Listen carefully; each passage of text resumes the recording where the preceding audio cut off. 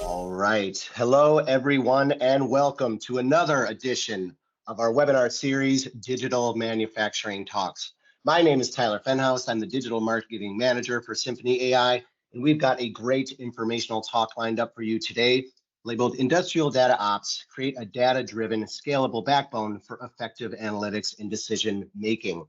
I'm joined with our Director of Partnerships, Mike Peterson, Strategic Product Management, Andy Allison, and Industry Advisor for Microsoft, Scott Salman. We will be taking a Q&A. We will take about 10 minutes at the end of the presentation for your questions, so make sure you're getting those in the chat, and our panelists will answer them live right here at the end of the presentation. But we've got a lot of information to cover. Everyone will be muted throughout the presentation, but again, get those questions in the chat. And Mike, let's get this digital manufacturing talk started. Take it away. All right, well, thanks, Tyler. Hey, good morning, good afternoon, good evening, everyone, wherever you may be joining us from today.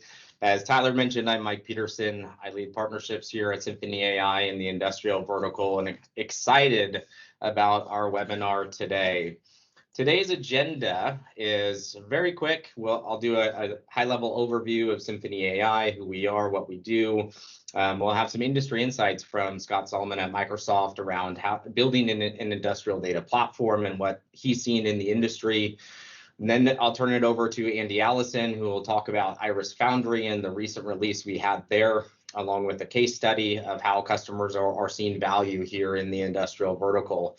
He'll also do a live demo for you, so I'm excited to share with you what we have in store around that. And then, as Tyler mentioned, we'll wrap up with some other tidbits and Q&A as we end the hour. When it comes to Symphony AI, our mission here is really building the leading enterprise AI software company. And we do that across 5 key verticals, one of those being retail and CPG, financial services, media, enterprise IT, and of course, as we're going to talk here today, industrial. So all things manufacturing, energy, anything in the industrial domain, how we bring value to our customers when it comes to enterprise AI. Now, if you haven't heard of Symphony AI, we are a global company. We do this by focusing our 2,500 employees across 30 countries entirely on driving AI-driven value for our growing customer base. This is driven by providing capabilities with deep domain expertise across the verticals I mentioned, especially when it comes to predictive and generative AI. And when it comes to the industrial domain, for us here in industrial, this really means providing you offerings that accelerate your ability to access industrial data at scale and map that data across people, process, and assets in order for you to drive site-level excellence at scale at the enterprise level. We obviously are a global prioritized ISV from a Microsoft perspective, and we couldn't be prouder of the achievements that we've driven together alongside Microsoft. Additionally, you can see some of the recent accolades we've received from the industry, whether that's from Verdantix, Frost & Sullivan, and IDC or Gartner, that we're really proud of as well. You can see some of the key verticals within the industrial domain that we focus on. But again, we are a global company, growing customer base, and really excited about what we have in store today. Now, as Tyler mentioned, I lead partnerships at Symphony AI in the industrial side, and you know, when it comes to our collaboration with Microsoft, we've had a lot of momentum recently over the last 6 months, especially around predictive and generative AI. And our recent release around the Iris Foundry, which Andy will come talk a little bit when it comes to industrial data ops here in a minute. You can see a quote here at the bottom from Indranil Sarkar, who's the CTO for manufacturing and mobility at Microsoft, just around how the Foundry is helping accelerate proven use cases such as asset performance, process optimization, energy efficiency across the entire enterprise. And so, again, we're really excited about the partnership with Microsoft. For me, having spent a large portion of my career there, you know, I think there's a lot of opportunity for us to really bring AI into the forefront of the industrial domain. So with that as kind of a backdrop, I'll introduce our speaker here from Microsoft, Scott Solomon, industry advisor at Microsoft. He's part of the industrial team here, or the manufacturing team, with over 25 years of experience across key brands like EY, KPMG, Capgemini, working with some of the largest brands in our domain, whether that's BP, Chevron, Dow Chemical on their digital transformation strategy. So I'm really excited to have Scott here to share what is he seeing from the industrial data platform perspective, and how are they providing value in the industry as well. So Scott, over to you. Awesome. Thanks, Mike. I appreciate that that kind intro. Well, hello, everyone. I'm really excited to be here today with our friends at Symphony AI to talk about industrial data ops. As Mike mentioned, my name is Scott Solomon, and I'm an industry advisor at Microsoft, where I focus on the process manufacturing sector in particular. I've been at Microsoft for the past 4.5 years, and before that, as Mike mentioned, I've spent 20 plus years in consulting and advisory roles, such that I've spent pretty much all my professional life working with industrial companies to help them transform their business. So I'm going to spend a few minutes today talking about what Microsoft is seeing in the industrial sector as it relates to the use of AI, and particularly the data that is vitally important for AI. So I'll kind of start off today by just stating the obvious, right? AI is everywhere. And I think there's probably no one on the call that would disagree with the fact that over the past 12 to 16 months, we've seen massive shifts in growth in how people look at AI. In the 25 plus years that I've spent working with companies to help drive transformational change across their organizations, I can honestly say that this is probably one of the most exciting shifts of our generation. And we, along with partners like Symphony AI, are really seeing the impact that this can have across every individual, every company, and practically every industry that you work with. Now, what's interesting is that what we're seeing now, really, as this has kind of matured a little bit, and especially around generative AI in particular, this is moving beyond being just a productivity improvement. So more and more organizations are looking at AI as a means to really establish a competitive advantage. And, as evidenced by a recent MIT Sloan Management Review survey, nearly 87% of organizations have said they believe that AI will give them a competitive edge. Now, this excitement that we're starting to see out in the market, that really means that data leaders, CIOs, chief data officers, executives of the organizations, they're scrambling to bring AI to the company. But as you prepare for a future built on AI, it's pretty obvious that you need clean, good data to fuel that AI growth. In other words, fostering game-changing or competitively differentiating AI innovation requires really a well-orchestrated data state that can support everything from small targeted AI efforts all the way up to scalable AI solutions that span the entire organization. Now, we understand that organizations want to accelerate their digital transformation and use AI to get new insights, make more well-informed decisions, and so on. So if you think about what cloud transformation has brought us from the ability to get automatic updates across the enterprise, being able to get data from different applications across the organization connected, being able to get insight shared across the enterprise in a safe and secure manner. Now, with the ability to bring AI transformation on top of that data, there's a whole new set of capabilities that organizations can leverage to improve their business performance at scale. Now, we believe that this is especially true in the industrial sector, especially when you consider both the volume and the velocity of data that most industrial organizations have. The opportunity to gain insight like never before possible from all that data, we think that's really, really enormous. And so we see really three big opportunities for applying AI in the industrial space. Now, these are not the only ones, but these are probably the three most prevalent ones that we're seeing. So first of all, generative AI, which is everywhere right now. Generative AI can be used to investigate operational issues, understand historical context, and identify root causes of substandard performance in the industrial space. Digital twins can be used to simulate processes, identify production bottlenecks, and optimize future performance.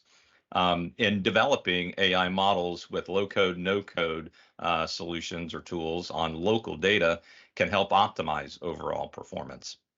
So those are three key areas that we're seeing emerge right now.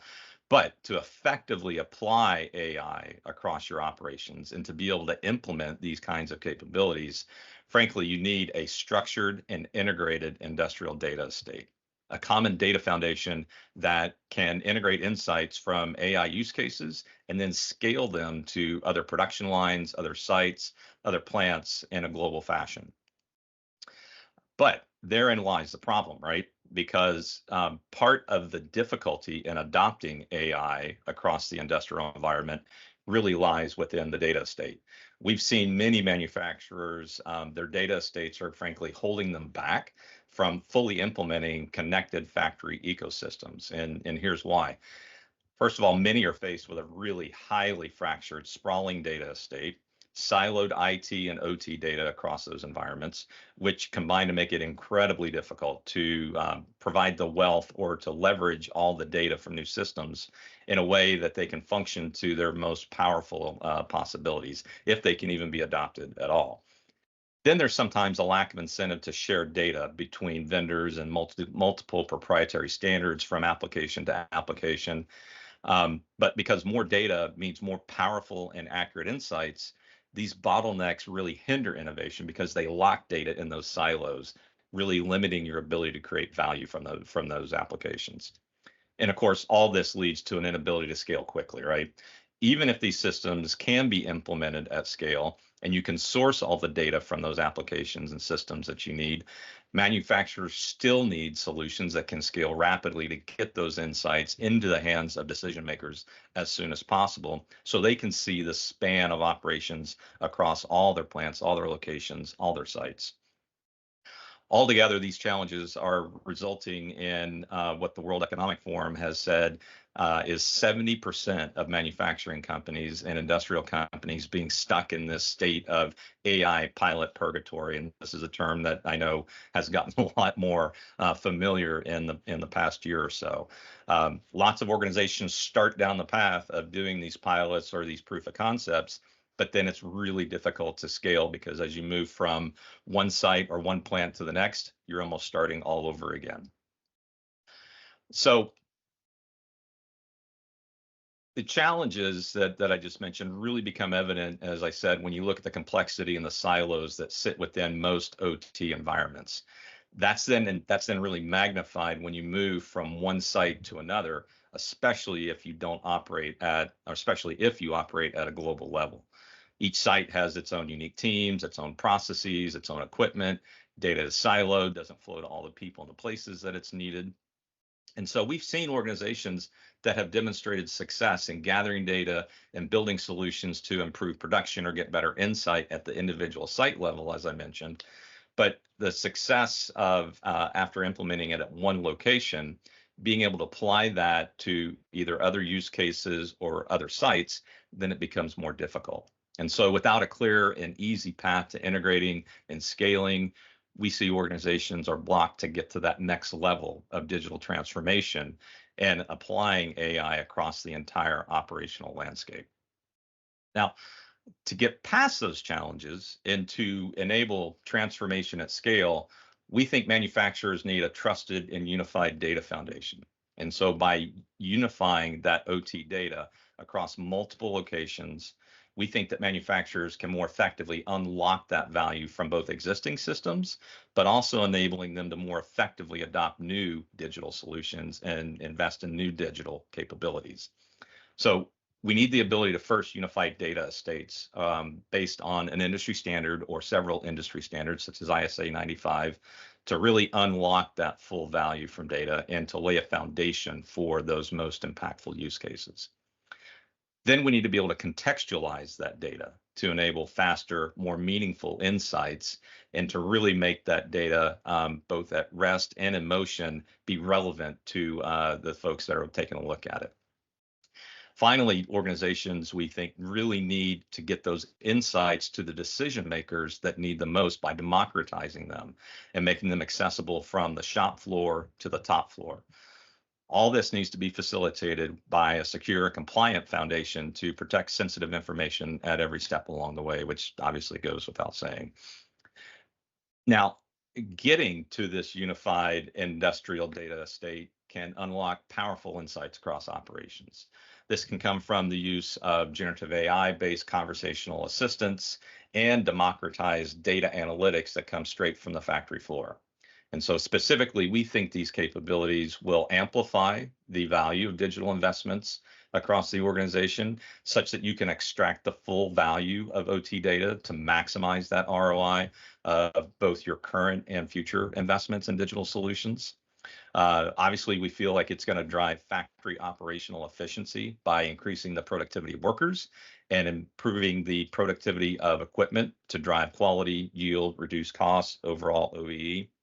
And then finally, you can use that factory data to really empower the business by democratizing and facilitating access to data-driven decision-making from that unified data estate. Now, the nice part about this is that this doesn't just benefit one person, one role, or one persona. So it doesn't just help the plant manager, for example. It also enables other roles to get those direct insights from factory data, such as maintenance engineers, lean engineers, quality engineers, even up to the VP of manufacturing. And it does this because it scales access to that data-driven insight in near real time. It can accelerate the value capture from both structured and unstructured data. And frankly, we think that there's a lot of untapped value in that unstructured data across most industrial operations that companies just haven't been able to leverage up until now. It enables the insight generation through interaction in natural language, through generative AI conversational assistance. And then, of course, it helps to accelerate issue resolution through interactive insight and exploration of that data in a way that, frankly, is quite different than we've ever really been able to look at or explore our data in the past. Now, as you build that muscle of leveraging a more unified data state, and as more use cases are enabled, this impact can then extend to other roles as well. So in closing, Microsoft and frankly, much of our partner ecosystem, obviously including Symphony AI, we see industrial data ops as really being key to establishing this idea of a virtuous cycle or a flywheel of benefits. So for example, when an event happens, the model can pull and analyze data to understand what has occurred and then surface those insights to the user. From there, the user can prompt the model with additional questions, if needed, to find a resolution to that issue and then implement a solution. And throughout this process, the model is refined as more information is gathered from both the user interaction and the data that is being sourced, so that when future events occur, the model is then able to relate them to past processes and provide even more insightful, actionable recommendations that further reduce the time to issue resolution. So we see this very much as this idea of a virtuous cycle that only improves over time as you get access to both data and as you get feedback from your users. Now, what's really exciting is that we're starting to see the right technologies and the right capabilities come together in a way that help industrial companies realize this value at scale. So I've talked a bit so far about the what and the why of industrial data ops. So obviously the big question on everyone's mind is, okay, how do you do this? How do you realize some of the things that we've talked about so far? And so it's my pleasure to hand off to Andy to tell us more about Iris Foundry and specifically how organizations can leverage that capability to do a lot of the stuff that I've already talked about today. Andy?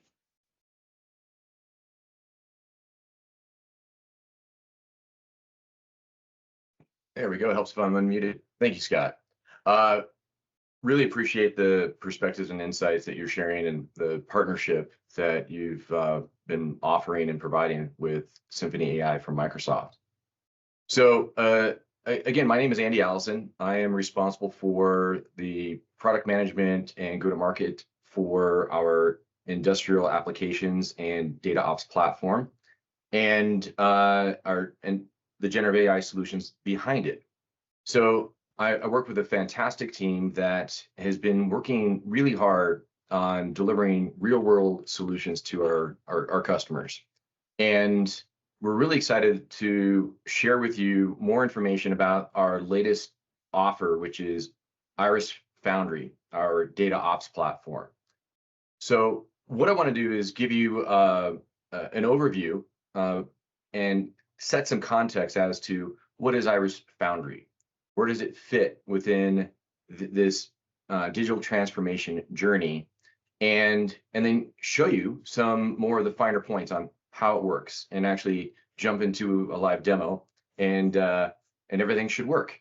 That's the way that demos always go when you're doing webinars, but I very confident things are going to go well with that.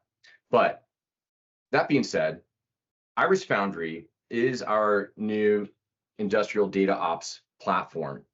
Now, it's been built based on an approach of Symphony AI's experience and knowledge within the market on deploying these real-world applications. So understanding the use cases of what customers are trying to accomplish, whether that's manufacturing, process optimization, asset performance, moving from a world of maintenance, which is more scheduled and ad hoc or reactive, to more deterministic, to really understand what's going on with your operations, how those assets may affect those, and how to optimally address any concerns to make sure that the plant and the units are operating at an optimal level. So taking that experience on the applications and combining the AI models and the ML models that we've been, that's part of our DNA, it's part of the company, and then bringing in the data and the data operations and bringing those things together is really what's allowed us to create Iris Foundry. So if you have a data platform, whether you're a Databricks, a Snowflake, any of a number of different types of platforms, we can still work with that. We're not trying to replace it. It's a data ops platform. And so we look at how do we connect to your data, and how do we connect to even the sources? So we can connect to multiple sources of different types, whether it's IT data, operational data, or even engineering data, bringing that together and then driving those AI models and those insights and the knowledge that we bring to bear with our library of information, and allow you to get better insights on what's happening with your operations. And then the applications, we do have those as well, but if you prefer to use your own, no problem. It's a highly composable architecture that allows for a number of different areas to bring and start with your digital journey, whether you're just trying to get to the data, or maybe you're trying to clean the data, or you're trying to get to insights on your data. So wherever you are in that spectrum, Iris Foundry is flexible on how you can deploy and utilize with and without applications that you may or may not already have. So that's really what we mean by that composable architecture. And the other fantastic thing that is powering our Iris Foundry Data Ops platform is our arguably the first market industrial LLM. So that LLM that allows you to interact with the data, and our Copilot that is highly contextualized to the different types of users, whether you're an operations plant manager, a data analyst, or data scientist, whatever your perspective and role, it's a flexible system by which you can interact with, leverage that LLM, use the Copilots, and make it really easy to interact with your data. Now, when you think about the workflow, what does that look like? As I talked about that journey, Frost & Sullivan, a globally recognized analyst firm, took a deep look and analysis on Iris Foundry, and they summed it up really well on what we do and what it does. So starting with the data orchestration, from connecting right into your source data, transforming that data, allowing it to make sure it's optimized, whether it's a time series type of set of data, and bringing that into the contextualization. So allowing you to get a clear view and a unified namespace view of your data. So given multiple sources that may have different syntax, different forms, maybe they don't talk to each other. And that's a common challenge that we've seen with our customers, is they just need to bring those sources together. And so we're able to do that and offer that with our data contextualization. And it makes it very easy to build your asset and process hierarchy and understand those relations. So then building upon that, we do the data modeling. So you can explore your data easily. You can run different types of models. So we have our own MLOps studio. You can even import your own data science notebooks. And we apply our knowledge and the physics modeling and the AI models into all that for you to manage and optimize those training and deployment, the training and test data, and then managing the deployments of which models you want to do, and then allowing you to retrain, optimize as more data comes in and more insights are generated. Which brings us into the insights. So we leverage that data and the knowledge graph, which I'm going to show you, on understanding the relationships of process assets and workflows, so that you can then perform more analysis, whether that's predictive or causative analysis. And again, as I mentioned, leveraging that LLM and the copilots is really that powerful approach by which to interact with the data versus just a lot of charts. We have those, we have the dashboards, but this allows you for a new and easier way by which to interact with that. And then all of this is supported by the data governance. So understanding those different roles, what they should be accessing, using, and allowing the users to collaborate. So understanding what's happening and bringing in individuals to do certain analysis or even actions, and taking action or have a task to go work on root cause analysis, or based on the recommendations and the insights to maybe perform maintenance or optimize your plant process and workflows. So all of that is part of that. And I'll add one last thing. As I mentioned, it's a flexible architecture. Every single piece along this journey is supported by APIs.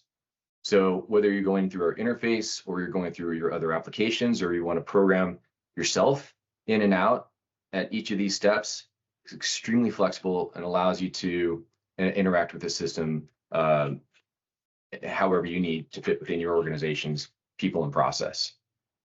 Now, before I show you the demo, just want to highlight, for example, one of our customers, Nippon Gases, has been using our application and our platform for some time. And they've been able to leverage the data and the insights that our models provide them, and have been able to save a ton of money and optimize their process and their plants by really understanding that, where the devil's in the details, really understanding what's happening with critical equipment, whether it's their compressors or their turbines, that has allowed them to make sure that they've got those assets running, optimized for uptime, and making sure that any downtime that they need to utilize is at the best point in time. So again, maintaining those operations and at the overall plant peak performance. All right, so with that, let me switch over.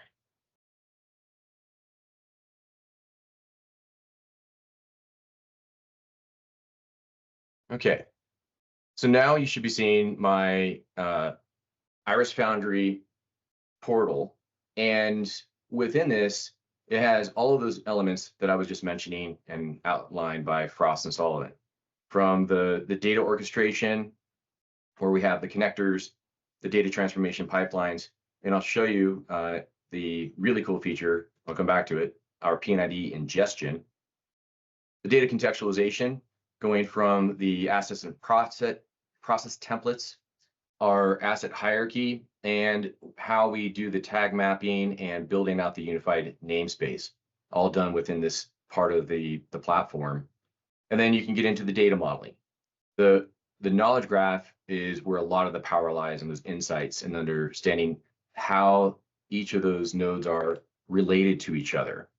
And then the data insights is really where you get to that understanding, leveraging the LLM, utilizing the co-pilots, getting into the details. And again, you can do reporting within our own platform, or you can put it into your favorite analytics tool, Microsoft Power BI, for example, no problem.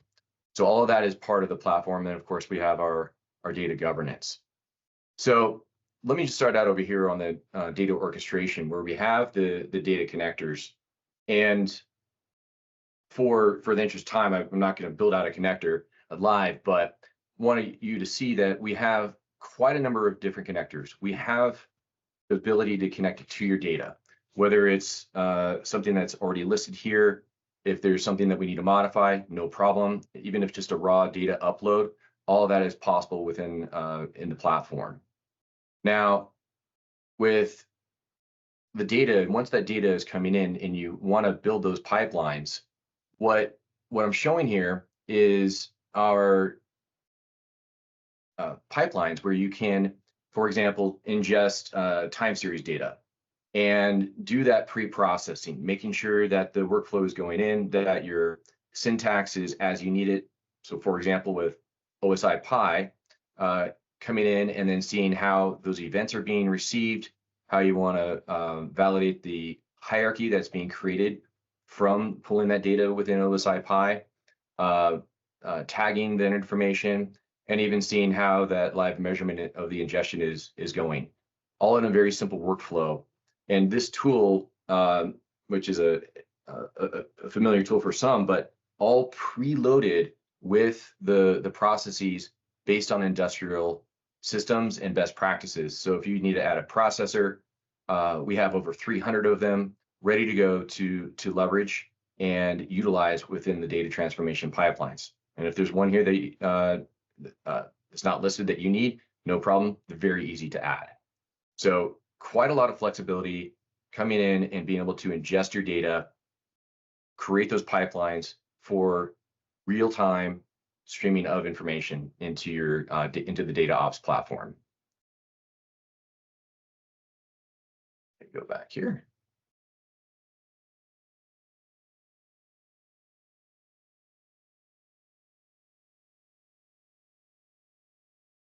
There we go. Oh, bear with me.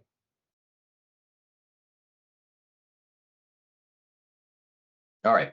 So back on the portal, what I want to show you next is the asset hierarchy, because this is ultimately where you want to get to listing out the understanding from a plant perspective down to a unit perspective to an asset and all of the workflows that are associated. So these are all have been imported and listed out, as you can see from the asset point of view.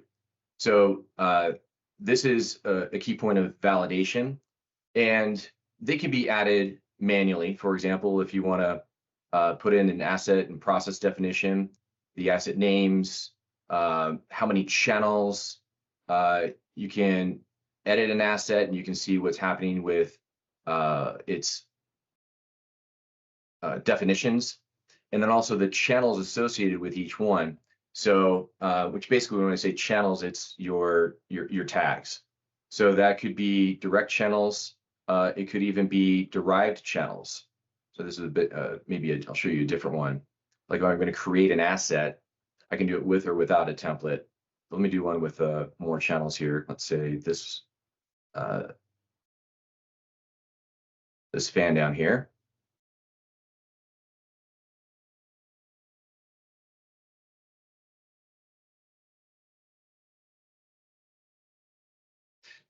And so this gives you a better perspective. If you have the different channels, they can be dimensionless. They could be very specific data tags like pressure, speed, And if you want to look at things that are more maybe KPI based, like the health score of that asset, those can also be generated in part of that process and defining assets and assigning them to the hierarchy. Now, the other aspect of this is to make it easy, you don't have to go through and understand every little detail of the asset one by one, because that can take some time. So we leverage our asset and process templates. So we have, again, a wide-ranging library of assets and what are the performance characteristics and typical associated tags and data sets that you would expect for that type of asset. So you can go in and see, for example, the compressor, the centrifugal compressor. Here you can see that this template has already been defined. You have the asset information here with its specific specifications, like the units, unit value, and their associations, the channels that are likely with them, like the temperature, the unit family, and again, the derived channels that may be associated with it. So all of this is already there. So if you bring in an asset and create an asset, you can simply leverage that template and apply that to your hierarchy. So all that's a very straightforward and simplified method for bringing in the data, kind of just getting established. But what's also cool is that you can make this a lot faster and easier by going into, for example, your P&ID diagram. And whether this is a PDF, a picture, maybe you've got a blueprint taped on the wall and it's been there for years, snap a photo. We can import that and ingest that diagram into the platform. And using computer vision and models and algorithms around that, and leveraging that asset library that we have, we can help identify, see, and grab each of those assets. And you can see that they are already starting to associate what are the assets, what are the tags.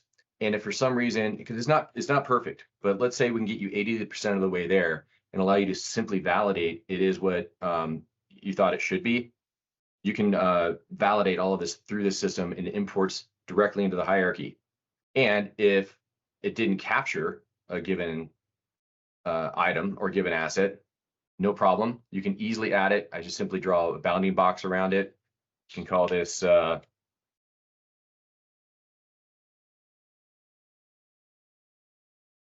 strainer 1 because it's a strainer. Keep it simple.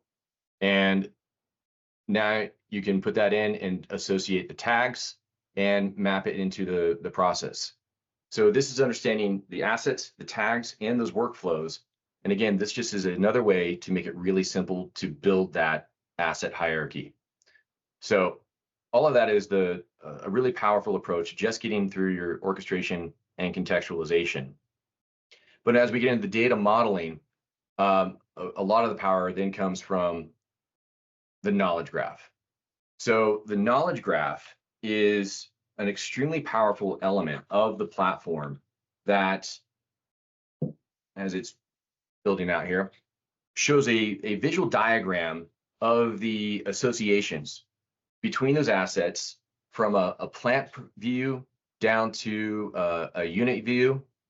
And you can see what the performance are for a given unit. And you can drill down and you can see more about all the associated assets and even see the tag information and the pump information for each one. So all of this allows you to get a better view and understanding of the associations. And that can be from your hierarchy, the instrumentation, the similarities. You can even model in what is the energy transfer from and workflows from one asset to another, and even the mass transfer. So all these semantic relationship between nodes, you can see visually within the knowledge graph. And we have the ability to drill in and say, for example, look at the asset and its health score. And there's a new feature that we have coming out that allows you to do even collaboration within the knowledge graph itself. So as people can visually see what's happening with the plant operations and assets, and if there's maybe root cause analysis, you can collaborate here. And for example, take the health score of a given asset, bring it in as part of the knowledge graph, and even as you build these out, apply it to a very specific canvas. And you can start building out in associations, collaborations, and communications of what's happening within those operations and what the analysis might yield. So all of this in an extremely powerful workflow and visualization tool of our knowledge graph. I could spend another hour on just the knowledge graph, but in the interest of time, I want to move on, and we'll talk about how you can easily dive in and learn more about this with your own data. But the knowledge graph, you can then drive into your data insights. And I'll come back to a couple other elements of the modeling, but just to show you, for example, on the data insights, that same hierarchy, all the information of a given unit from a plant and different assets within, seeing the trends. You can take a snapshot in time of any time range that is appropriate as part of your analysis, and you can see the different alerts within each one. Now, I can easily drill in to any part of this dashboard and understand a little bit more. But this is also where I have the power of our Copilot. Now, what's great is I can either type in a command or a prompt, and it's contextualized. So if I go and say list all the anomaly detection alerts in February, the Copilot is going to activate and utilize our LLM. It also leverages some OpenAI APIs, but it's not sending your data over to them. That's still held within the platform. And it'll show you what skills it's utilizing, the tools that it leverages, and performing all those alerts. And it takes a few seconds because it's going through a large data set. And what it will do is bring out those alerts and give you a much easier way to understand what's happening with that data. So this one, of course, let me double check that I have my time range in here. Yep. We'll go back here. Get more specific.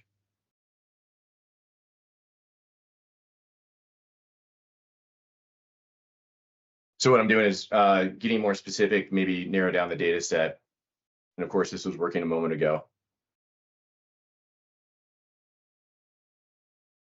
And what's helpful with showing the progress is it allows you to see how is it verifying that data. It's verifying that it's using the right models and the tools, and so that you can see where this is coming from and that it's the output that you're expecting.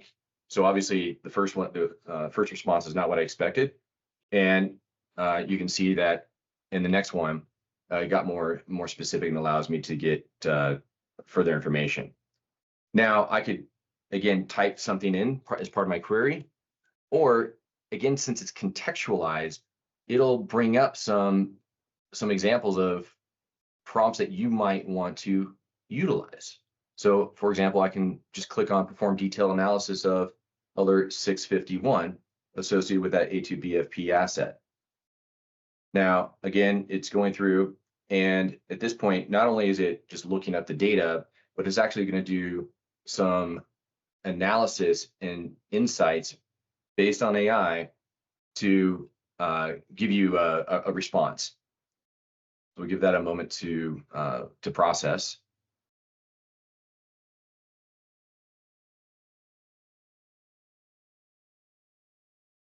And it's summarizing this within again within the context and in the data set and in the appropriate language. So what you can see here is that it gives you some breakdown showing you what happened with that alert, timestamps, what was affected.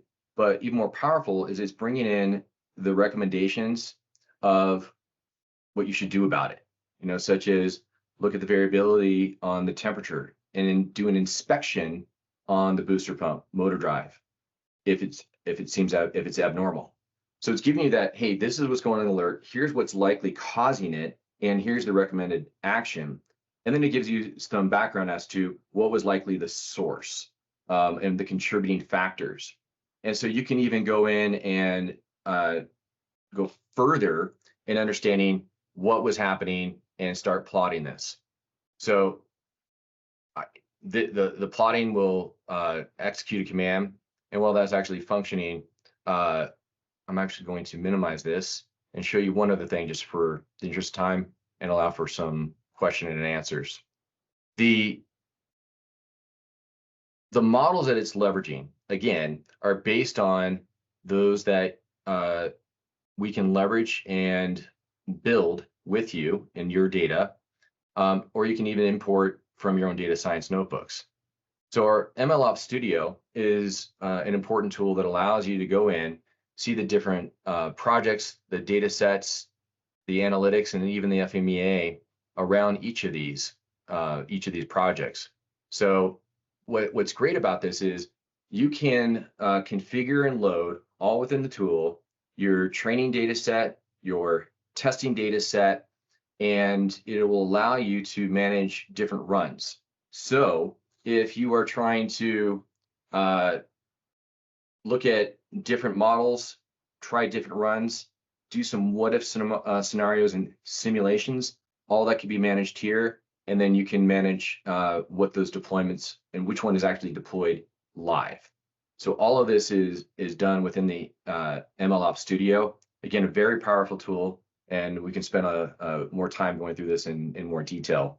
But I want to be able to again allow for some time and give Mike a chance to kind of wrap it up for us. And again, what we have is Iris Foundry, which is an extremely powerful tool, highly composable, and allows you to leverage your data and contextualize your data and drive those insights using our engine. So let me switch back. Mike, if you want to pull up the next slide. While that's loading, Andy, maybe there was a question around just the mapping of unstructured data. I think one of the things that maybe you didn't get a chance to show within the knowledge graph was actually being able to also consume things like vibration reports, oil reports, and using Vision AI to really digitize those traditional offline data elements that then get mapped to those assets, of which then it all is displayed there from the knowledge graph perspective, or even from a dashboard standpoint, so the user has access to that type of information. And then, of course, the Copilot also can access that type of data. So I don't know if the audience saw it when Andy asked the question around the detail analysis for that alert. There was 2 points at the bottom that said there weren't any vibration or oil reports related to that particular that alert, which, if we picked a different alert with a different asset, they would have actually pulled in the most recent oil reports, the most recent vibration reports, so the user could see maybe there was corrosion that was found in that last round of inspection, or some of those levels were off. So kind of just giving them more data that the Copilot is kind of inferring they might need for that particular process. Yeah, no, thanks for adding that, Mike, and that clarification. And again, for each element, you can see those reports. So it'll reference the reports, and you can actually directly access those reports. So if you want to read through that even further. So again, to summarize the Iris Foundry DataOps platform, it gives you that ability within the digital transformation journey that you're on. So going from the orchestration, moving into your contextualization and building out the unified namespace, and then that data modeling. All of that is being applied into the industrial knowledge graph that you can interact with that data And there's other ways to view and explore your data, but the knowledge graph becomes a very, very powerful way of understanding those semantic relationships. And then getting into the data insights, and you get time to show you, but it'll also build out graphs that you can interact with and drill down to different time series and explore in and out. So it's not just text. And then, of course, all that supported within the data governance and the APIs throughout the platform for flexible deployments and integration.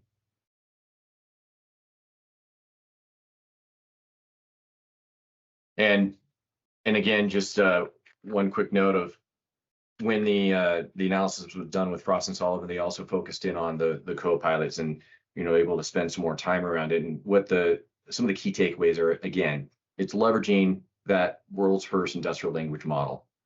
It's bringing in the contextual understanding based on those systems and data sets, the FMEA models, vibration reports, and within the context of what you're looking at. So it allows you to narrow in on what that root cause and or predictive analysis that you're looking at. It's also highly scalable. It's very easy to deploy, and Mike's going to actually touch on this in a little bit more detail on how we integrate with Microsoft. Yeah, thanks, Andy. Just, I mean, real quick, I think in our domain, obviously on the industrial side, as we all know, there's always complexities and challenges when it comes to deployment and leveraging cloud solutions, especially the capabilities at scale that brings. What I wanted to talk about just real quick is just as Andy's been hitting on the flexibility when it comes to the architecture or the footprint for this particular capability set of kind of taking that data from the edge, leveraging different type of connectors. Again, if you're still in that process of solving those challenges, pushing that data into a landing zone, of which then the platform can consume through configured data pipelines. Now, we also have customers that want to bring their own data lake or their own data kind of structures and elements and integrate with the platform, and all of that is feasible as well. We don't do data duplication, so there's not a massive kind of effort in that regard, but really looking at how you can take a container-based architecture through a service like Azure Kubernetes services, integrating in with things like Azure Active Directory for user control. Obviously, Andy showed some capabilities when it comes to Azure OpenAI and really curating that response from a natural language perspective. And then taking that data. Now, if you're looking for proven applications that can do things like driving connected worker functionality, that's an offering that Symphony has as well. We can do workflow intelligence when it comes to actually orchestration of material and process on the manufacturing floor. Predictive asset intelligence, he gave you a glimpse of what a portal like that may look like from a solution perspective, along with things like plan insights. So how do you drive KPIs or monitor OEE at scale in those types of elements? Obviously, there's flexibility here. If you're, maybe a Fabric customer from Microsoft and you want to push some of these data elements into the OneLake environment and consume that from an enterprise perspective, that's possible. Andy mentioned Power BI, or maybe you have existing applications you're using at the plant level. That's also something that can be leveraged here. So the intention here is just that composability of, there's aspects of this that obviously can sit in the cloud. There's portions that can sit on the edge just to drive that data because our industry is unique, as we all know. And we've intentionally architected the solution that allows you to drive this at scale.